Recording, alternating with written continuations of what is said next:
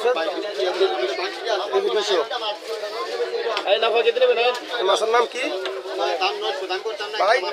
মলাই মাছ মলাই মাছ কেন? আপা মলাই মাছ এর হলেন না কি স্বাদের মাছ। জাফর এই জাফর 10 টাকা দিয়ে 20 টাকা দে 10 টাকা নাই 20 টাকা নাই এই মামা 10 টাকা 20 টাকা নাই রে পাইবেন না এগুলো এ ভাই নাই রে লোকাল মাছ